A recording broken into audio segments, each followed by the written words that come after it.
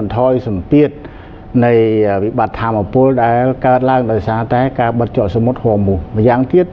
คือสำนักจงครอยระบบให้ร้องดัดออยสารดมริกคือสำนักจงครอยบอมริกดัดออยร้องนี้คือร้องบานบรรดรวยหายให้ไปจูนแต่ออยอันตรการีปากีสถานไปจูนตลอดเตอร์สารดมริกลูกตรามบานจานเจ้าละหายเราดอลทั้งไงนี่คือร้องบานในท้าสารดมริกบรรโตการเตรียมเตี้ยโดยขมิ้นไฮพอลขนมการบรรจบสังเกตจมูกนังประเทศรองดูชิ้นนี้ตื่นได้สำคัญนะคือนังเลิกล้างทาสารดมริกนังชั้นคือประดอดการพิษาสำคัญตีมุ้ยเตะตรงแต่นังคลำซาหรือก็สำนาเราเวียงเพียกีถึงปีก็เลยเลือสำหรับการโจจ้าเนียปีขังมุกหรือก็เนียปีอนาคตดอกไคล้มวยเทียดคือจุ่มรุ่นอเมริกาสำรบสำรูเลือปัญหาบางโจสมุทรหัวมุหลังวิ่งวันได้ตรังถาลัดแต่พออย่างนั้นคือขึ้นมาดังเตะได้ซาแต่เกี่ยวกับเคยทายเพียกีถึงปีนี้คือหักโดยเชียด่าสมเปียดแต่วันแต่เมาเลือโจสมุทรหัวมุที่ฐานะตรอมบานอยู่เชียงกี้จังในทางนี้ก็มีอัตบอดมวยได้ระบบเนี่ยสาวชื่อยุทธศาสตร์ลูกมากไฟบานเลิกลางทาไอ้เลยนี่สารดำริกนังอีรังหักดูจีกำปุงปราประยุทธวิธีด่าสมเปียดจังดังธนานากีจกยอมุนจังให้นี่คือจีตัวด่าสำคัญได้อีรังก็มีการช่วยเจริญประเทศจันได้ให้อิหร่านแต่งเดือปรับจันปรับปากีสถานก็ได้ถ้าคลุ้นมันตุกจัดประเทศนี้โดยสารวัตรโดนัลด์ทรัมป์ที่โดยสารแต่การเตรียมเที่ยกับลองเมาคือตัดตรบานตัวเจ้าเราสารวัตรส่งใบแต่ไปทำไมนี่จังให้นี่คือจีจำเป็นสำคัญแต่ท้าเจาะสมุทรฮอร์โมนนี่ในแต่จีประเทศนบสำคัญในโครงการพิษาระเบียงประเทศใดจันนังประเทศโดยสารวัตรโดยไปข้ามมุกนิบาพี่มาจากท่านเอพีพีอันตรายจิตจารานในแต่เลือกลางทามันเซอร์สังคมทานแต่ตัวบานและแต่พอดมกัมพูนที่ปีกิจประชุมกัมพูลูกจีนลูกโดนัลด์ทรัมป์นี่ให้แต่ไว้บานจีก็ได้รุมปังหักโดยเชนเนอร์แต่เทียบระหนดอลปีนี้ท้ายลูกสริมมากน้องจุ่มนัวประเวียงประเทศเนียทบได้ในประเทศมหาอำนาจต่างปีในจงสัปดาห์นี้ได้ประปอมสอบสายจิตราอันบานจบสายปรุงเปรียดปีก็ได้สังคมทานังสำไรลาตพอลบานแต่นุคือโดยซาตายในเป็นปัจจุบันนี้สหรัฐอเมริกาโดยจะเสด็จในปัญหาชาญหายจิตูเตอร์บานในเย่เป็นเรื่องเป็นกิจกรรมวิ่งคือสหรัฐอเมริกาสังกัดตัวเลือกประเทศจันเอาจันนึงปลอดสามประเตียนแต่ไทยเตี้ยดอลสหรัฐอเมริกาปัจจัยในเป็นปัจจุบันนี้คือจันตำนองมันทัวตามโดยซาตสหรัฐอเมริกาในเมียนปัญหาชาญส่งไปจากพังภายในเป็นกิจกรรมนั่งกระด้อยก็วิหารด้วยจับเซงนี่ใจแต่น้าเราบอกลูกโดนัลด์ทรัมป์ประเทศในประเทศสหรัฐอเมริกาเซงสิ่งก็ได้สมรัฐตัวลาเราบอกตัวลากากลุ่มปูสหรัฐอเมริกานั่งเซงคือสิ่งก็ได้สมรัฐเราบอกตัวลากากลุ่มปูอเมริกานั่งมันนำเรือเอาลูกโดนัลด์ทรัมป์ประเทศในประเทศสหรัฐอเมริกาตำลังปนปะดีกาปีประเทศเซงเมียนประเทศจันจะดาวนั่งสลายแต่งจัดที่หายไทม์ตั้งสมรัฐเอารัฐาพิบาลระบอบสหรัฐอเมริกานั่งซองลุยต่อดอลกรมฮุนเนียนี้ได้ลูกทรัมป์บานหลังปนรวมโจลกาปิริยากาตะโบงหมอตีดโดยเฉพาะเรื่องไปจำลองจำราหันจังหายจันก็กำปองแต่ตามมือปีปัญหานี้ได้หายได้ทำเหมือนไอสมรัฐบ้านก็ได้รวมเปิงติ๊กในตรางท้ากิจโปรมเปรียงนามุ้ยระเวียงสหรัฐอเมริกาหนึ่งจันตำนองยิ่งมันสมรัฐบ้านได้ซาตายจันในเรื่องจุ่มเฮาให้สหรัฐอเมริกาหักเมียนกำลังครุบกรอนดำไปดักสัมเปียตัวเลือประเทศจันเอาจันยุลพร้อมตัวโยกในแหลกคันระบอกล้วนโดยได้ประเทศในประเทศสหรัฐอเมริกาลูกโดนัลด์ทรัมป์นั้นบานดักเจงกาปีดำโบงจำพวกนโยบายตำแหน่งตำนองเราเวียงประเทศทั้งปีก็โดยเนียได้เรื่องในตำบลไม่ชัมโบเปียก็โดยเนียได้มีในท่าบานเยปีทเวเพียกี้เปะปอนเป็นกิจกรรมนี้คือสหรัฐอเมริกาหักเมียนกำลังกรุบกร้อนนำไปด่าสัมเพียตัวเลยจันเอาตัวโยกในแหลกคันระบอกคลวนเตะตันนั่งหายบานเชี่ยประปอมสอบสายหนึ่งเนี่ยจุดเนียนจีชานบานเลิกลางประหะประหายลูกนี้บานจบสายโปร่งเปรี้ยทักได้รุมปึงได้ท่าสำรัฐบานลัดแต่พ่อขนมน้ำนาตัวสระกิจ របស់ប្រធានាធិបតីសហរដ្ឋអាមេរិកលោក Donald Trump ទៅកាន់ប្រទេសចិននឹងបានតិចនឹងគឺដោយសារតែសហរដ្ឋអាមេរិកនៅមានបញ្ហាជាប់ខ្លួនច្រើនហើយក៏គ្មានកម្លាំងគ្រប់គ្រាន់ដើម្បីដាក់សម្ពាធលើប្រទេសចិនដែរតែនឹងហើយដែលថាមានក្តីរំពឹងពីលទ្ធផលតិចម្យ៉ាងទៀតសូម្បីសហរដ្ឋអាមេរិកខ្លួនឯងក៏ហាក់ដូចជាដឹងដែរដឹងថាមិនសូវជាបានលទ្ធផលប្រមាណទេក្នុងដំណើរទស្សនកិច្ចនេះប៉ុន្តែគ្រាន់តែលោកត្រាំមិនអាចលុបចោលដំណើរទស្សនកិច្ចនេះទេដោយសារតែដំណើរទស្សនកិច្ចនេះមិនមែនគ្រោងទុកតែនៅពេលនេះទេគឺត្រូវបានពន្យាពេលម្ដងហើយដែលដំណើរទស្សនកិច្ចរបស់លោកត្រាំត្រូវបានប្រកាសចាប់តាំងពីដើមឆ្នាំ2026នេះថាលោកអាចនឹងធ្វើដំណើរទស្សនកិច្ចទៅកាន់ទីក្រុងប៉េកាំងប្រទេសចិននៅចុងខែមីនាឬដើមខែមេសាប៉ុន្តែដំណើរទស្សនកិច្ចនៅចុងខែមីនាឬដើមខែមេសាត្រូវពន្យាពេលរហូតដល់ខែឧសភានេះអញ្ចឹងហើយបើលុបចោលឬក៏ពន្យាពេលតទៅទៀតវាជារឿងមិនល្អសម្រាប់សហរដ្ឋអាមេរិកដែរអញ្ចឹងហើយទោះបីជារំពឹងថានឹងទទួលបានលទ្ធផលជាផ្លែផ្កាតិចតួចក្នុងដំណើរទស្សនកិច្ចនេះក៏លោកត្រាំមិនអាចពន្យាពេលតទៅទៀតឬក៏មិនអាចយល់លុបចោលដំណើរទស្សនកិច្ចទៅកាន់ប្រទេសចិននេះដែរបាទ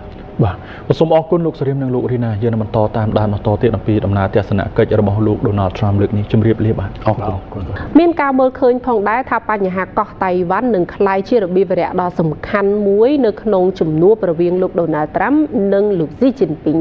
ដែលអាមេរិកគឺទំនងជានឹងអាចដាក់សម្ពាធចិនបន្ថែមទៅលើបញ្ហាតាក់ទងជាមួយនឹងអ៊ីរ៉ង់ផងដែរមន្ត្រីជាន់ខ្ពស់ម្នាក់នៅក្នុងរដ្ឋបាលរបស់ប្រធានាធិបតីអាមេរិកលោក Donald Trump បាននិយាយថាលោកប្រធានាធិបតីនឹងអាចដាក់សម្ពាធលើចិនជុំវិញការគ្រប់គ្រងរបស់ប្រទេសនេះចំពោះអ៊ីរ៉ង់នៅក្នុងអំឡុងដំណើរទស្សនកិច្ចរបស់លោកទៅកាន់ប្រទេសចិនមន្ត្រីរូបនេះនិយាយថាបញ្ហាអ៊ីរ៉ង់នឹងក្លាយជាប្រធានបទមួយសម្រាប់ជំនុំកំពូលជាមួយនឹងប្រធានាធិបតី Xi Jinpingក្រៅតែពីបញ្ហាកោះតៃវ៉ាន់ក៏ដូចជាបញ្ហាពាណិជ្ជកម្មដោយនិយាយថាលោកត្រាំបាននិយាយច្រើនដងជាមួយលោកស៊ីអំពីអ៊ីរ៉ង់និងរុស្ស៊ីលោកថាកិច្ចពិភាក្សាទាំងនោះរួមមានប្រាក់ចំណូលដែលចិនផ្ដល់ឲ្យប្រទេសទាំងពីររួមទាំងទំនិញនិងសក្តានុពលនៃការនាំចេញអាវុធមន្ត្រីរូបនោះបាននិយាយផងដែរថាលោកត្រាំនឹងដាក់សម្ពាធលើប្រទេសចិនតាក់ទងនឹងទណ្ឌកម្មរបស់អាមេរិកលើក្រុមហ៊ុនចិនដែលសហរដ្ឋអាមេរិកជឿថា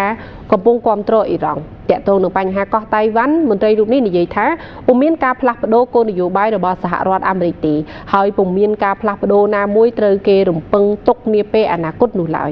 លោកត្រាំនិងលោកស៊ីក៏ត្រូវបានគេរំពឹងថានឹងពិភាក្សាអំពីការដាក់ឲ្យដំណើរការក្របខ័ណ្ឌថ្មីអំពីវិធីពង្រីកពាណិជ្ជកម្មនិងការវិនិយោគទ្វេភាគីក៏ដូចជាផ្លាស់ប្ដូរទស្សនៈលើវិស័យអាកាសចរណ៍ផលិតផលកសិកម្មនិងធម្មពលប្រធានាធិបតីសហរដ្ឋអាមេរិកលោក Donald Trump បានលើកឡើងថាការឆ្លើយតបពីអ៊ីរ៉ង់រឿងសំណើសន្តិភាពពីអាមេរិកទៅនោះគឺជាការឆ្លើយតបដែលមិនអាចទទួលយកបានទាល់តែសោះប្រធានាធិបតីសហរដ្ឋអាមេរិកលោក Donald Trump គឺច្រានចោលនៅការឆ្លើយតបរបស់អ៊ីរ៉ង់ចំពោះសំណើពីអាមេរិកក្នុងការបញ្ចប់សង្គ្រាមថាការឆ្លើយតបពីអ៊ីរ៉ង់មិនអាចទទួលយកបានទាំងស្រុង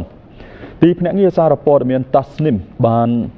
ជាព័ត៌មានពាក់កណ្ដាលផ្លូវការរបស់អ៊ីរ៉ង់បាននិយាយថាសំណើរបស់ទីក្រុងតេហ៍រ៉ង់ត្រូវបានផ្ញើតាមរយៈប្រទេសប៉ាគីស្ថាន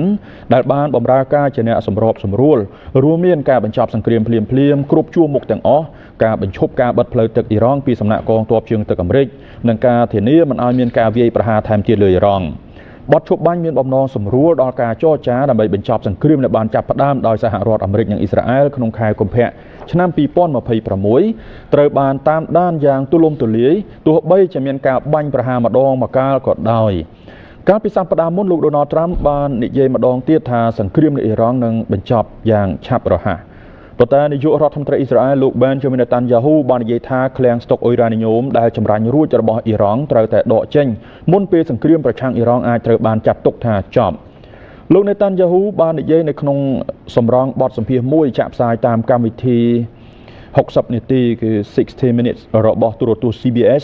ថានៅតែមានកន្លែងចម្រាញ់សារធាតុអ៊ុយរ៉ានីញ៉ូមផ្សេងទៀតដែលត្រូវតែកំទេចចោល ពីមជ្ឈដ្ឋានអ្នកវិភាគអន្តរជាតិបានមើលឃើញថាទាំងសហរដ្ឋអាមេរិកនិងអ៊ីរ៉ង់កំពុងតែប្រើប្រាស់នៅយុទ្ធវិធីដាក់សម្ពាធគ្នាទៅវិញទៅមកហើយរងចាំមើលថាតើអ្នកណាជាអ្នកចុះញ័រមុនលោក Mark Feifel ជាស្ថាបនិកនិងជាប្រធានក្រុមប្រឹក្សា Off the Record Strategy បាននិយាយថាទីក្រុង Washington និងទីក្រុងតេហេរ៉ង់កំពុងប្រើប្រាស់យុទ្ធសាស្ត្រដាក់សម្ពាធដើម្បីមើលថាតើនរណានឹងចុះញ័រមុនលោក Feifel បាននិយាយថាទាំងនេះពុំមែនជាការចរចាសន្តិភាពទេវាគឺជាការចរចាបែបដាក់សម្ពាធលោកបាននិយាយថាអាមេរិកកំពុងដាក់សម្ពាធតាមរយៈទណ្ឌកម្មអំណាចកងទ័ពជើងទឹកនិងការបិទផ្លូវទឹកខណៈអ៊ីរ៉ង់កំពុងដាក់សម្ពាធពីខាងក្នុងច្រកសមុទ្រហូមូសដែលនាំមកនៅភាពមិនប្រកបប្រជាក្តីបារម្ភនឹងការរំខានដល់ដំណើរការទាំងមូលលោកនិយាយថានេះគឺជាការប្រជែងដើម្បីមើលថាភាគីណាអាចរក្សាសម្ពាធបានយូរជាងដោយមិនបាត់បង់ការគ្រប់គ្រងហើយសម្រាប់លោកត្រាំនោះមានន័យថាវាជាហ្គេមរងចាំមើលគណៈជំរឿជាច្រើនត្រូវបានដកចេញដែលធ្វើឲ្យមេដឹកនាំអាមេរិកព្យាយាមរងចាំរដ្ឋាភិបាលអ៊ីរ៉ង់កំពុងស្ថិតនៅក្រោមភាពតានតឹងខ្លាំងដោយអ្នកវិភាគបាននិយាយថាគណៈប្រាក់រៀលកំពុងធ្លាក់ចុះលឿនជាងផ្នែកការទូតដែលកំពុងដំណើរការលោក Feifel បានបញ្យល់ថាអតិផរណាលើទំនិញប្រើប្រាស់ក្នុងគ្រួសារមួយចំនួនមាននំប៉័ងនិងប្រេងចម្អិនអាហារបានឡើងលើសពី 200% ដែលអតិផរណាសរុបមានប្រហែល 50% ទូយ៉ាងណាលោកបាននិយាយថាការវាយតម្លៃរបស់ចារកម្មអាមេរិកដែលលេចធ្លាយបានធ្វើឲ្យស្មុគស្មាញដល់ជំហររបស់លោកត្រាំដោយព្យាករណ៍ថាអ៊ីរ៉ង់អាចទប់ទល់នឹងសម្ពាធកម្រិតនេះរយៈពេលជាច្រើនខែទៀតនេះមកកាន់ព័ត៌មានអំពីការផ្គត់ផ្គង់ប្រេងសកលវិញស្ថាប័នជំនាញមួយឈ្មោះថា Aramco បានលើកឡើងថាការផ្គត់ផ្គង់ប្រេងសកលបានថយចុះប្រមាណជា 1000 លានបារ៉ែលក្នុងរយៈពេល 2 ខែកន្លងទៅនេះបើតាមក្រុមហ៊ុន Aramco ការផ្គត់ផ្គង់ប្រេងសកលថយចុះ 1000 លានបារ៉ែលនៅក្នុងរយៈពេល 2 ខែកន្លងទៅនេះ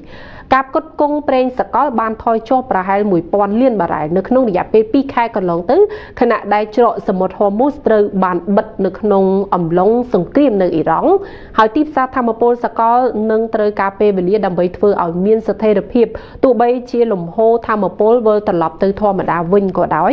នេះបើយោងតាមលោក Amin H. Nazar ប្រធាននិងជានាយកប្រតិបត្តិក្រុមហ៊ុន Aramco បាននិយាយកាលពីថ្ងៃអាទិត្យក្រុមហ៊ុន Saudi Aramco បានប្រកាសកាលពីថ្ងៃអាទិត្យថាប្រាក់ចំណូលសរុបដែលបានកែតម្រូវរបស់ខ្លួនបានកើនឡើងដល់ 33.6 លានដុល្លារអាមេរិកនៅក្នុងត្រីមាសទី1នៃឆ្នាំ 2026 បើប្រៀបធៀបទៅនឹងអំឡុងពេលដូចគ្នាកាលពីឆ្នាំមុនដែលមានប្រមាណ 26.6 លានដុល្លារនៅក្នុងសេចក្តីប្រកាសព័ត៌មានក្រុមហ៊ុនបាននិយាយថាខ្លួនបានកត់ត្រាការចំណាយទុនចំនួន 12.1 លានដុល្លារនៅក្នុងត្រីមាសទី1ដើម្បីគាំទ្រដល់គោលដៅកំណើនរបស់ខ្លួនបន្ទាប់ពីសង្គ្រាមនៅអ៊ីរ៉ង់បានផ្ទុះឡើងកាលពីចុងខែកុម្ភៈឆ្នាំនេះច្រកសមុទ្រហូមូសដែលជាច្រកដឹកជញ្ជូនប្រេង 1/5 របស់ពិភពលោកត្រូវបានបិទដែលនាំឲ្យមានការកើនឡើងនៅតម្លៃប្រេងហើយកាលពីដើមខែកុម្ភៈឆ្នាំនេះតម្លៃប្រេងឆៅមានប្រហែល $60 អាមេរិកក្នុង1បារ៉ែលហើយវាបានកើនឡើងដល់ជាង $100 អាមេរិកក្នុង1បារ៉ែលនៅក្នុងខែមីនាក្រុមហ៊ុន Aramco ក៏បាននិយាយផងដែរថាបំពង់បង្ហូរប្រេងEast West នៅក្នុងប្រទេសអារ៉ាប៊ីសាអូឌីតត្រូវបានបង្កើនដើម្បីធ្វើប្រតិបត្តិការនៅក្នុងសមត្ថភាពអតិបរមា 7 លានបារ៉ែលនៅក្នុងមួយថ្ងៃនៅក្នុងត្រីមាសទី1ដែលគ្រប់គ្រងដល់ការនាំចេញតាមរយៈឆ្នេរភាគខាងលិចរបស់ប្រទេសព័ត៌មានសំខាន់មួយទៀតគឺជុំវិញគម្រោងដំណើរទស្សនកិច្ចរបស់ប្រធានាធិបតីសហរដ្ឋអាមេរិកលោក Donald Trump ទៅកាន់ប្រទេសចិនលើកនេះគឺលែងមានការប្រែប្រួលទៀតហើយសូម្បីតែខាងភាគីចិនក៏បានចេញនូវសេចក្តីប្រកាសជាផ្លូវការដែរអំពីគម្រោងដំណើរទស្សនកិច្ចនៅក្នុងសប្តាហ៍នេះរបស់ប្រធានាធិបតីសហរដ្ឋអាមេរិកលោក Donald Trump ទៅកាន់ទីក្រុងប៉េកាំងប្រទេសចិនជាទីដែលលោកនឹងបានជួបជាមួយនឹងសមាភាគីចិន Xi Jinping ជាថ្មីម្ដងទៀតនៅក្នុងសេចក្តីប្រកាសរបស់ខ្លួនចិនបានឲ្យដឹងថាលោក Donald Trump នឹងបំពេញទស្សនកិច្ចទៅកាន់ប្រទេសចិនពីថ្ងៃទី13ដល់ថ្ងៃទី15ខែឧសភាឆ្នាំ2026ក្នុងសប្តាហ៍នេះក្រុងប៉េកាំងបានបញ្ជាក់នៅថ្ងៃច័ន្ទទី11ខែឧសភាឆ្នាំ2026នេះគឺនៅថ្ងៃនេះថាលោកប្រធានាធិបតី Donald Trump របស់អាមេរិកនឹងបំពេញទស្សនកិច្ចនៅចិនចាប់ពីថ្ងៃទី13ដល់ថ្ងៃទី15ខែឧសភាដោយមេដឹកនាំអាមេរិករូបនេះត្រូវគេរំពឹងថានឹងពិភាក្សាអំពីបញ្ហាអ៊ីរ៉ង់និងពាណិជ្ជកម្ម ជាមួយនឹងសមាភាគីចិនផងដែរទីក្រុងវ៉ាស៊ីនតោននិងទីក្រុងប៉េកាំងបានធ្លាក់ទៅក្នុងចំនួនលើបញ្ហាសំខាន់ជាច្រើនចាប់ពីពន្ធពាណិជ្ជកម្មរហូតដល់សង្គ្រាមមជ្ឈិមបូព៌ារួមទាំងបញ្ហាកោះតៃវ៉ាន់ដែលចិនអះអាងថាជាផ្នែកមួយនៃទឹកដីរបស់ចិនដំបូងឡើយលោក Donald Trump គ្រងបំពេញទស្សនកិច្ចនៅចុងខែមីនាឬដើមខែមេសាប៉ុន្តែបានពន្យាពេលដំណើរទស្សនកិច្ចនេះដោយអាមេរិកជាប់ដៃរឿងសង្គ្រាមអ៊ីរ៉ង់អ្នកនាំពាក្យក្រសួងការបរទេសចិនបានឲ្យដឹងថាតាមការអញ្ជើញរបស់លោកប្រធានាធិបតី Xi Jinping មេដឹកនាំអាមេរិក Donald J. Trump នឹងធ្វើទស្សនកិច្ចផ្លូវរដ្ឋទៅកាន់ប្រទេសចិនចាប់ពីថ្ងៃ13ដល់ថ្ងៃទី15ខែឧសភាខាងមុខនេះតាមវេលាអាស៊ីនៅមុនជំនួបទល់មុខគ្នាដែលបានគ្រោងទុកនេះក្រុមអ្នកវិភាគបានលើកឡើងថាជំនួបនេះនឹងមិនមានលទ្ធផលផ្លែផ្កាធំដុំទេមេដឹកនាំនៃប្រទេសដែលមានសេដ្ឋកិច្ចធំជាងគេទាំងពីររបស់ពិភពលោកនឹងធ្វើកិច្ចចរចាផ្ទាល់ទល់មុខគ្នាជាលើកដំបូងក្នុងរយៈពេលជាង6ខែលោក Trump គ្រោងនឹងទៅដល់ទីក្រុងប៉េកាំងនៅថ្ងៃពុធសប្តាហ៍នេះមុនពេលកិច្ចពិភាក្សាដែលគ្រោងធ្វើឡើងនៅថ្ងៃប្រហ័សនិងថ្ងៃសុក្រនេះនឹងក្លាយជាដំណើរទស្សនកិច្ចលើកដំបូងរបស់លោកទៅកាន់ប្រទេសចិនបើគិតចាប់តាំងពីឆ្នាំ2017មកជំនួបទល់មុខគ្នាចុងក្រោយរបស់មេដឹកនាំកម្ពុជាទាំងពីរបានធ្វើឡើងនៅកូរ៉េខាងត្បូងកាលពីឆ្នាំមុនបើទោះបីជាពិភពលោកកំពុងតែផ្ដោតការចាប់អារម្មណ៍ខ្លាំងទៅលើបញ្ហាមជ្ឈិមបូព៌ាក៏ដូចជាបញ្ហាពាណិជ្ជកម្មនៅក្នុងជំនួបនៅពេលខាងមុខនេះរវាងលោក Donald Trump និងលោក Xi Jinping យ៉ាងណាក៏ដោយក៏គេបានដឹងថាជាក់ស្ដែងជំនួបមេដឹកនាំកម្ពុជាទាំងពីរអាចនឹងពិភាក្សាទៅលើរឿងរ៉ាវច្រើនទៀតដែលជាបញ្ហានៅក្នុងទំនាក់ទំនងនៃប្រទេសមហាអំណាចសេដ្ឋកិច្ចទាំងពីរប្រទេសនេះក្នុងនោះគឺកិច្ចពិភាក្សាអាចនឹងពង្រីកដល់បញ្ហាកោះតៃវ៉ាន់រឿងនុយក្លេអ៊ែរបាទរួមទាំងបញ្ហាពាណិជ្ជកម្មនិងអ៊ីរ៉ង់នេះផងដែរហើយរឿងបញ្ញាសិប្បនិម្មិត AI ក៏នឹងក្លាយជាប្រធានបទជារបៀបរយៈនៅក្នុងកិច្ចពិភាក្សាកម្រិតកំពូលនេះផងដែរយោងតាមក្រមមន្ត្រីអាមេរិកដែលកំពុងត្រួតពិនិត្យសម្រាប់ដំណើរទស្សនកិច្ចរយៈពេល2ថ្ងៃរបស់លោក Donald Trump ទៅចិននៅសប្តាហ៍នេះបានឲ្យដឹងថាមេដឹកនាំអាមេរិក Donald Trump និងសមាភាគីចិន Xi Jinping គ្រោងពិភាក្សាអំពីបញ្ហាអ៊ីរ៉ង់តៃវ៉ាន់បញ្ហាសិប្បនិម្មិតនិងរឿងកម្មវិធីនុយក្លេអ៊ែរគណៈប្រទេសទាំងពីរកំពុងពិចារណាពង្រីកកិច្ចព្រមព្រៀងរ៉ែដ៏សំខាន់មួយមេដឹកនាំនៃប្រទេសដែលមានសេដ្ឋកិច្ចធំជាងគេទាំងពីរនៅលើលោកនឹងធ្វើកិច្ចពិភាក្សាទល់មុខគ្នាលើកដំបូងក្នុងរយៈពេលជាង6ខែមិនធ្លាប់មានគណៈព្យាយាមធ្វើឲ្យប្រសើរឡើងនៅទំនាក់ទំនងដែលតានតឹងដោយសារពាណិជ្ជកម្មសង្គ្រាមអាមេរិកអ៊ីស្រាអែលនិងអ៊ីរ៉ង់និងវិស័យផ្សេងទៀត